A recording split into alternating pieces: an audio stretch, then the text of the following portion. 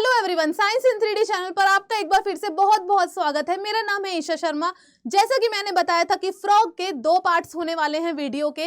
Last video में हमने पढ़ा था उसकी मॉर्फोलॉजी के बारे में, रेस्पिरेटरी सिस्टम और डाइजेस्टिव सिस्टम के बारे में, कैसे फ्रॉग अपना फूड कैप्चर करता है, कैसे पूरा डाइजेशन का प्रोसेस होता है, वो कैसे ब्रीद करता है, वाटर में कैसे करता है, लैंड पर कैसे करता है। सारी चीजों को हम लास्ट वीडियो में पढ़ चुके हैं, उसके बारे में जान चुके हैं। अगर आपने वो वीडियो अभी तक नहीं देखी है तो आप अभी साइंस इन 3D चैनल पर जाकर उस वीडियो को जरूर देखना। तो आज की वीडियो में हम आगे की बात करेंगे, यानी वैस्कुलर सिस्टम, रिप्रोडक्टिव सिस्टम और नर्वस सिस्टम। तो पहले की तरह हम सारी चीजों को देखेंगे 3D में, तो बहुत मजा आने वाला है। ये वीडियो भी बहुत इंटरेस्टिंग होने वाली है। तो चलिए स्टार्ट करते हैं। तो फ्रॉग का वैस्कुलर सिस्टम स्टूडेंट्स के लिए, बाकी लोगों के लिए समझना थोड़ा सा मुश्किल होता है, थोड़ा सा उनको परेशानी आती है। लेकिन आज क्योंकि हम सारी चीजों को 3D में देखेंगे, 3D में सारी चीजों को एक्सपीरियंस करेंगे, 3D में सारी चीजों को पढ़ने वाले हैं, तो बहुत इजीली आपको सब समझ आ जाएगा। तो आपको जो मोटी मोटी बातें याद रखनी है, नोट करके रखनी है वैस्कुलर सिस्टम के बारे में, पहले उनकी बात कर लेते हैं। तो फ्रॉग का जो सर्कुलेटरी सिस्टम है वो कैसा होता है? वो होता है क्लोज्ड टाइप। तो सर्कुलेटरी सिस्टम रहेगा क्लोज्ड टाइप। जैसे हमारे हार्ट के 4 चैम्बर होते हैं, इसमें यानी एम्फीबियंस में, फ्रॉग में हार्ट के रहेंगे 3 चैम्बर। इसमें भी ब्लड होगा जिसमें हीमोग्लोबिन प्रेजेंट होता है, यानी पिगमेंटेड ब्लड होगा, आरबीसीज प्रेजेंट होंगी। इसके पास भी लिम्फ होता है, उसमें भी हमारी तरह आरबीसीज नहीं होती, प्रोटीन्स भी एब्सेंट होते हैं। और क्या होता है, इसमें ब्लड वेसल्स प्रेजेंट होती हैं। जो ओपन सर्कुलेटरी सिस्टम होता है उसमें ब्लड वेसल्स पुअरली डेवलप्ड होती हैं, लेकिन यहाँ पर क्लोज्ड सर्कुलेटरी सिस्टम है तो प्रॉपर इसके पास ब्लड वेसल्स होंगी, इसके पास पोर्टल वीन्स होंगी। पोर्टल वीन्स पोर्टल सिस्टम के लिए, जिसके बारे में हम अभी यही इसी सिस्टम में आगे बात करेंगे कि वो क्या होती हैं, क्या उनका रोल होता है। उसके अलावा फ्रॉग में देखने को मिलते हैं 2 एडिशनल चैम्बर, 2 एडिशनल चीजें देखते हैं। एक तो है कॉनस आर्टेरियोसस और एक है साइनस विनोसस। अब यहां पर ये समझने वाली चीज है, यहां पर समझना होगा कि जो 2 एडिशनल चैम्बर हैं, कॉनस आर्टेरियोसस और साइनस विनोसस, इनका क्या रोल है, ये क्या करते हैं। चलिए पहले देख लेते हैं कि ये है हार्ट, ट्रायंगुलर हार्ट है, कोनिकल है। उसके बाद इसमें देखो ब्लड वेसल्स हैं, प्रॉपर आर्टरी है ऑक्सीजनेटेड ब्लड के लिए, वेन है डीऑक्सीजनेटेड ब्लड के लिए। आर्टरी और वेन का अगर आपको प्रॉपर स्ट्रक्चर देखना है 3D में, अगर आपको इसका रोल देखना है, अगर ह्यूमन में क्या रोल है, ह्यूमन में कैसे सर्कुलेशन होता है, अगर आपको वो 3D में देखना है तो उस पर भी वीडियो साइंस इन 3D चैनल पर है, आप जाकर देख सकते हैं, डबल सर्कुलेशन इन ह्यूमंस। तो यहां पर आर्टरी और वेन के बाद अब देखो ये 3 चैम्बर्ड हार्ट है, तो इसमें 2 आर्टरिया होती हैं, एक यहां पर राइट आर्टरिया और लेफ्ट आर्टरिया, और एक ये, तो 2 आर्टरिया हैं और एक ये नीचे है वेंट्रिकल। 3 चैम्बर्ड हार्ट फ्रॉग में होता है, 2 आर्टरिया और एक वेंट्रिकल, ठीक है। उसके बाद इसमें प्रेजेंट है वेना केवा। यहां पर भी जो डीऑक्सीजनेटेड ब्लड लेकर आएगी वीना केवा, तो वो यहां से लेकर आएगी, ये 3 जगह से आएगा। तो ये है posterior vena cava, left anterior vena cava और राइट एंटीरियर वेना केवा। यहां पर भी पल्मोनरी वेन प्रेजेंट होगी। कॉमन पल्मोनरी वेन है ये, राइट पल्मोनरी वेन और लेफ्ट पल्मोनरी वेन। अब देखेंगे कि आर्टरी का स्ट्रक्चर। आर्टरीज इसमें भी थिक वॉल्ड होंगी, स्ट्रॉन्ग होंगी, लेस डिस्टेंसिबल होंगी। क्यों होती है थिक वॉल्ड? ये भी डबल सर्कुलेशन में हमने देखा था। इसका रीजन भी वहां पर हमने पढ़ा था कि क्यों आर्टरीज की जो वॉल होती है वो थिक होती है। तो इस तरह का कुछ आर्टरी का स्ट्रक्चर होता है। आगे अब हम वेन का देखते हैं।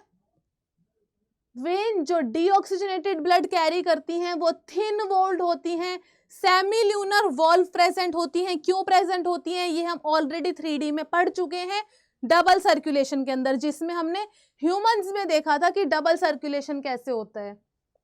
चलिए अब यहां पर आती है बात समझने वाली। तो यहाँ पर राइट आर्टरियम है और ये है साइनस विनोसस। अब यहाँ पर आप बहुत अच्छे से समझना कि जिस एडिशनल चैम्बर की मैं बात कर रही थी कि 3 चैम्बर्ड हार्ट के अलावा भी 2 चीजें प्रेजेंट होती हैं फ्रॉग में, एक है साइनस विनोसस। अब ये क्या है, ये जो 3 जगह वीना केवा के बारे में हमने अभी देखा था, तो यहाँ पर जो पूरी बॉडी से डीऑक्सीजनेटेड ब्लड आता है वो आता है साइनस विनोसस में। तो ये एक स्ट्रक्चर है साइनस विनोसस जो जॉइन रहता है, कनेक्टेड रहता है राइट आर्टरिया से, जिसमें सारा डीऑक्सीजनेटेड ब्लड इकट्ठा होके यहाँ पर आता है और फिर इसके थ्रू जाएगा राइट आर्टरिया में। तो पहले डायरेक्ट नहीं गया, पहले आया साइनस विनोसस में, उसके बाद गया राइट आर्टरियम में। तो साइनस विनोसस, विनोसस से याद रखना, जैसे वेन डीऑक्सीजनेटेड ब्लड कैरी करती है, ऐसे विनोसस से याद रखना है कि यहाँ पर डीऑक्सीजनेटेड ब्लड आएगा, उसके बाद जाएगा राइट आर्टरियम में। वैसे ही कॉनस आर्टीरियोसस है, तो आर्टीरियोसस से याद रखना है कि ऑक्सीजनेटेड ब्लड आ रहा है। तो वेंट्रिकल ओपन होता है एक सैक लाइक स्ट्रक्चर में, और वो सैक लाइक स्ट्रक्चर क्या है, वो है कॉनस आर्टीरियोसस। तो यहां से ब्लड कहाँ जाएगा, कॉनस आर्टीरियोसस से, और फिर वहां से अयोटा के थ्रू पूरी बॉडी में डिस्ट्रीब्यूट होगा। तो इसमें ये 2 चीजें, अब इस वाली साइड पे कॉनस आर्टीरियोसस था जिसमें वेंट्रिकल ओपन हो रहा है, पीछे की साइड क्या प्रेजेंट है, पीछे प्रेजेंट है साइनस विनोसस। तो इसमें जो ब्लड आता है वो मिक्स्ड ब्लड आता है, यानी सारा डीऑक्सीजनेटेड ब्लड साइनस विनोसस से राइट आर्टरियम में, लंग से जो ब्लड आएगा वो लेफ्ट आर्टरियम में, और उसके बाद वो वेंट्रिकल में जाता है। तो मिक्स्ड ब्लड होता है यहाँ पर। अब ये पूरा है वीनस सिस्टम, मतलब ये यहाँ से पूरी बॉडी से डीऑक्सीजनेटेड ब्लड आ रहा है साइनस विनोसस में, और इसके बाद जाएगा हार्ट में, मतलब राइट आर्टरियम। पूरा वेनस सिस्टम के बाद अब आती है बात पोर्टल सिस्टम की। तो 2 पोर्टल सिस्टम होते हैं। पोर्टल वीन्स का मैंने बताया था कि फ्रॉग में पोर्टल वीन्स प्रेजेंट होती हैं, एक होती है रीनल पोर्टल वेन और एक होती है हिपैटिक पोर्टल वेन। तो ये काम करती हैं हिपैटिक पोर्टल सिस्टम में और रीनल पोर्टल सिस्टम में। हिपैटिक से क्या समझ आना चाहिए कि लिवर की बात हो रही है, तो हिपैटिक पोर्टल सिस्टम है लिवर और इंटेस्टाइन या डाइजेस्टिव सिस्टम के बीच में, और रीनल पोर्टल सिस्टम है किडनी, क्योंकि रीनल से समझ जाना चाहिए कि किडनी की बात हो रही है। तो पहले हम देखते हैं हिपैटिक पोर्टल सिस्टम। तो पोर्टल सिस्टम्स क्या होते हैं कि जो ब्लड है, जो डीऑक्सीजनेटेड ब्लड है, वो बॉडी टिश्यूज से जब आ रहा है तो वो डायरेक्ट हार्ट में ना जाके पहले किसी और ऑर्गन की तरफ रूट हो गया उसका, मतलब एक ऑर्गन से ब्लड आया लेकिन वो हार्ट में ना जाके किसी और ऑर्गन में गया और फिर वहां से वो हार्ट में जा रहा है। तो ये जो होता है इसको हम बोलते हैं पोर्टल सिस्टम।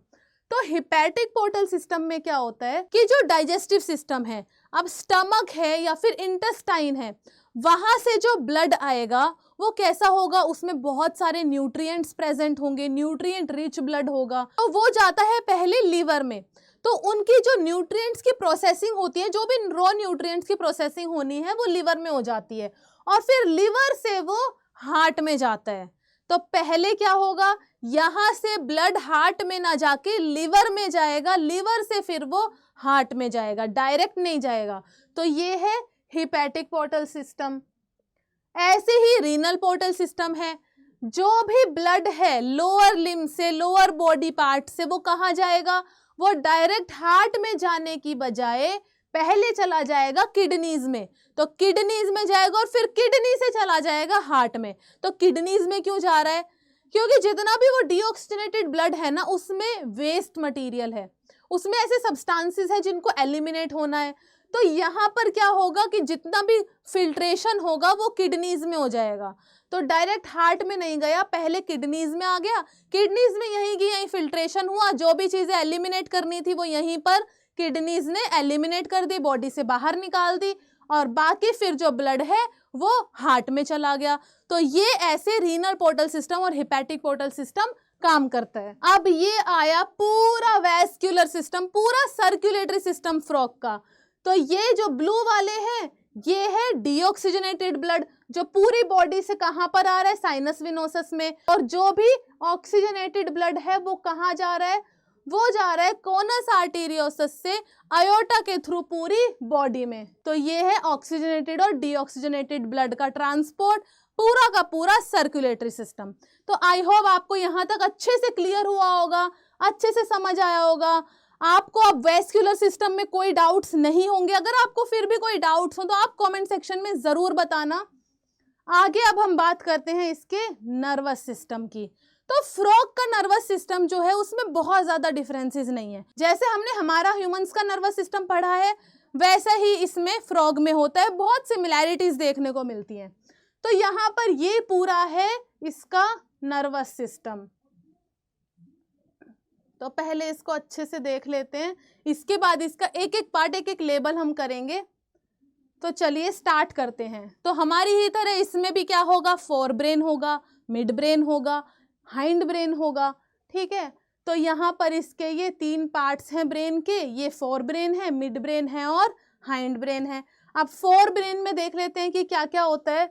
तो फोर ब्रेन में यहाँ पर भी सिरिब्रम देखने को मिलता है। उसके बाद आती है ऑलफैक्टरी नर्व्स। ऑलफैक्टरी नर्व्स निकली हुई हैं। अब ऑलफैक्टरी नर्व्स हैं तो यहाँ पर ऑलफैक्टरी लोब्स भी प्रेजेंट होंगे। ये है ऑलफैक्टरी लोब्स जो स्मेल की जो सेंस होती है उसके लिए काम करते हैं। तो जो भी सेंस होगी स्मेल की, कोई भी चीज अगर फ्रॉग स्मेल कर रहा है तो वो ऑलफैक्टरी लोब्स की वजह से करता है। यहाँ पर इनका फंक्शन आता है, इसी से ऑलफैक्टरी नर्व्स बाहर निकल रही हैं। उसके बाद क्या आएगा, उसके बाद फोर ब्रेन का ही पार्ट है सिरिब्रल हेमिस्फेयर। तो यहाँ पर भी देखने को मिलते हैं लॉन्ग ओवल दो सिरिब्रल हेमिस्फेयर जो मिलके क्या बनाएंगे, सिरिब्रम बनाएंगे। उसके बाद इसमें आता है, अभी ये फोर ब्रेन का ही पार्ट चल रहा है। इसके बाद आया इसमें इन्फंडिबुलम। इन्फंडिबुलम कैसा है, पोस्टीरियर टू ऑप्टिक काइज्मा। इसकी लोकेशन क्या है, पोस्टीरियर टू ऑप्टिक काइज्मा। इसमें पिट्यूटरी ग्लैंड प्रेजेंट होती है छोटी सी, ये है यहाँ पर ये पिट्यूटरी ग्लैंड। उसके बाद आता है इसमें ऑप्टिक काइज्मा। तो जब दो ऑप्टिक नर्व क्रॉस करती हैं और एक्स शेप्ड का जो ये स्ट्रक्चर बनता है इसको बोलते हैं ऑप्टिक काइज्मा। उसके बाद आते हैं लार्ज राउंडेड ऑप्टिक लोब्स। तो दो लार्ज और राउंडेड शेप के ऑप्टिक लोब्स प्रेजेंट होते हैं फ्रॉग में जो विजन में काम करते हैं। ये प्रेजेंट होते हैं डोर्सोलेटरली। तो डोर्सोलेटरल इनकी पोजीशन रहेगी। उसके बाद अब यहाँ पर है कंपैरिजन। ये है डोर्सल व्यू, ये फ्रॉग का उसके नर्वस सिस्टम का डोर्सल व्यू है और ये है वेंट्रल व्यू। तो जो ऑप्टिक लोब्स हैं, अभी जो हमने ऑप्टिक लोब्स देखे वो ऑप्टिक लोब्स कहां पर दिख रहे हैं, ये दिख रहे हैं डोर्सल व्यू में। तो जो डोर्सल व्यू है नर्वस सिस्टम का, जो डोर्सल व्यू है फ्रॉग का, उसमें क्लियरली विजिबल है ऑप्टिक लोब्स, लेकिन वो यहां पर इसके वेंट्रल व्यू में उतना अच्छे से देखने को नहीं मिलते। उसके बाद आता है फ्रॉग का सिरिबेलम और पीनियल बॉडी। तो यहां पर भी सिरिबेलम है, यहां पर भी पीनियल बॉडी है, ब्रेन में छोटा सा ये पार्ट होता है और ये दोनों भी क्लियरली विजिबल होते हैं डोर्सल व्यू में, लेकिन उतना अच्छे से वेंट्रल व्यू में नहीं दिखेंगे। तो डोर्सल व्यू में ये सिरिबेलम और पीनियल बॉडी विजिबल होते हैं। उसके बाद है यहाँ पर 10 पेयर्स हैं क्रेनियल नर्व के। क्रेनियल नर्व्स क्या होती हैं, जो ब्रेन से नर्व्स निकलती हैं उनको बोलते हैं हम क्रेनियल नर्व्स। तो क्रेनियल नर्व्स यहाँ पर 10 पेयर्स प्रेजेंट है। मेड्यूला ऑब्लोंगेटा प्रेजेंट है। तो मेड्यूला ऑब्लोंगेटा और अभी जो हमने सिरिबेलम देखा था दोनों ही किसके पार्ट है, हाइंड ब्रेन। तो अभी यहाँ पर हाइंड ब्रेन आ चुका है।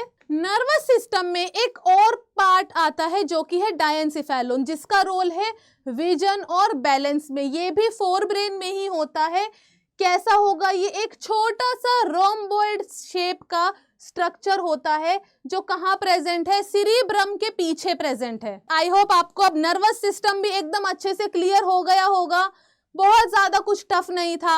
हमने ये सारी चीजें ह्यूमन के नर्वस सिस्टम में भी पढ़ी हैं। अगर आपको 3D में देखना है ह्यूमन का नर्वस सिस्टम भी तो आप कमेंट सेक्शन में जरूर बताना। अब आगे बात करेंगे हम most interesting, most amazing reproductive system की मैंने वीडियो के पहले पार्ट में भी कहा था कि बहुत बेहतरीन होने वाला है इसका रिप्रोडक्टिव सिस्टम। मेल में किडनीज हमने देखी है, किडनीज हमने डाइजेस्टिव सिस्टम में भी देखी थी, उसके बाद हमने ये वैस्कुलर सिस्टम में भी देखी, रीनल पोर्टल सिस्टम में, अब यहाँ पर भी किडनी आ गई है। तो किडनी के ऊपर प्रेजेंट है टेस्टिस। ह्यूमन के केस में क्या प्रेजेंट होगा किडनी के ऊपर?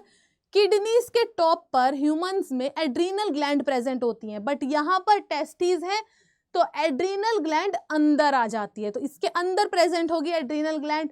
उसके अलावा यहाँ पर वासा एफ्रेंशिया भी प्रेजेंट है। इसमें क्या होगा? Seminiferous tubule. सेमिनिफेरस टिब्यूल्स हमें पता है कि वहां पर स्पर्म का प्रोडक्शन होता है, तो ये कनेक्टेड होती हैं सेमिनिफेरस टिब्यूल से। 10 से 12 होंगी, ह्यूमंस में भी 10 से 12 होती हैं वासा एफ्रेंशिया। उसके बाद कहाँ कनेक्ट होंगी ये? यहां पर कनाल्स प्रेजेंट होती हैं, ऐसे नेटवर्क प्रेजेंट होता है कनाल्स का कुछ इस तरह से दोनों किडनीज में। इसको हम क्या बोलते हैं? इसे हम बोलते हैं बिडर्स कैनाल। ये याद रखना है कि यहाँ पर दोनों ही किडनीज में एक नेटवर्क ऑफ कनाल प्रेजेंट होगा जिसे बोलते हैं bidders canal.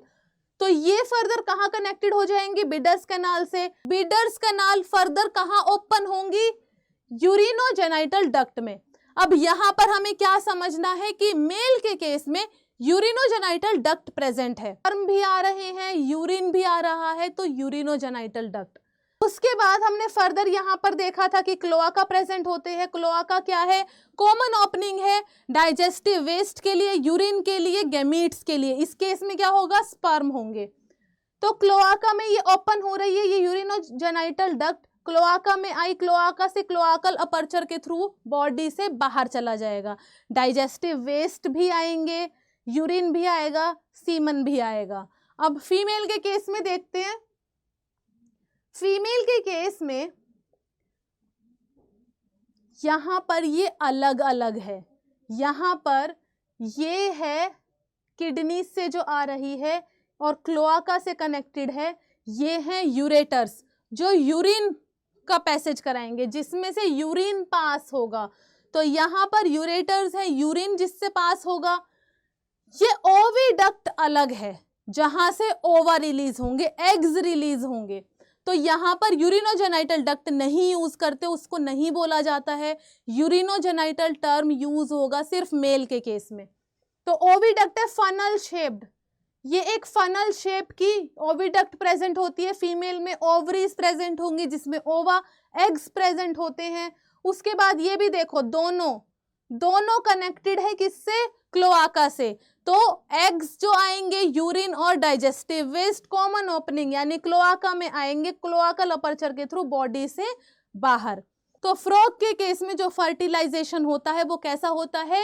External fertilisation, external बाहरी फर्टिलाइजेशन होगा। फीमेल एग रिलीज करेगी और मेल क्या रिलीज करेगा? स्पर्म, और बाहर होता है फीमेल की बॉडी में फर्टिलाइजेशन नहीं हो रहा है। तो अब इसका मेटिंग एंड रिप्रोडक्शन हम देख लेते हैं 3D में। तो फ्रॉग क्या होता है ये देखो, फ्रॉग का मैंने बताया साइज फीमेल के कंपैरिजन में छोटा होता है। तो मेटिंग के टाइम पर फ्रॉग क्या करते हैं? फीमेल के ऊपर क्लाइंब कर जाते हैं, फीमेल को ग्रैस्प करते हैं, उसको होल्ड करके रखते हैं। तो ऊपर वाला है मेल, नीचे वाली फीमेल है जो बड़ी है। तो ये मेटिंग के टाइम पर कुछ इस तरह से फीमेल की बॉडी के ऊपर आ जाता है। उसको मॉर्फोलॉजी में हमने पढ़ा कि उसके जो फर्स्ट डिजिट है उस पे कॉपुलेटरी पैड प्रेजेंट होते हैं जो कि क्या होते हैं? स्टिकी होते हैं। तो यहाँ पर फिर जब ये होल्ड करता है तो उसमें ये हेल्प करते हैं। ये जो स्टिकी पैड प्रेजेंट होगा वो हेल्प करेगा कि ये होल्ड करके रख सके। फिर से देखते हैं इसको, ये मेटिंग के टाइम पर फ्रॉग आ जाता है फीमेल के ऊपर। उसके बाद अब यहाँ पर दिखाएंगे कि फीमेल जो है वो वाटर में एग रिलीज करती है। ये देखो एग रिलीज करते हुए जा रही है। तो ये एग रिलीज करती है फीमेल पानी में। एग्स कैसे होते हैं? जेली जैसे होते हैं, बिल्कुल छोटे छोटे जेली जैसे होते हैं। उनकी जेली जैसी कोटिंग होती है जो नरिशमेंट प्रोवाइड करती है एग्स को। तो ये जो गुच्छा है, ये जो इतने सारे एग्स हैं, इसको स्पान बोला जाता है। तो ये स्पान पानी में होते हैं। यहीं पर मेटिंग के टाइम पर जैसे ही एग्स रिलीज होते हैं उसी दौरान, उसी टाइम पीरियड में जो मेल होता है वो पानी के अंदर स्पर्म भी रिलीज कर देता है। तो स्पर्म रिलीज हो गए, एग रिलीज हो गए, तो फर्टिलाइजेशन पानी के अंदर होती है। और एग से अब हम एक एग का देखें तो यहाँ बनते हैं एग से टेडपोल, एग से टेडपोल बनते हैं, इसके लार्वा बनते हैं। टेडपोल मेटामॉर्फोसिस के थ्रू फिर एडल्ट फॉर्म में आते हैं। तो यहाँ पर अब इसका टेडपोल देखते हैं, इसमें प्रेजेंट होती है टेल।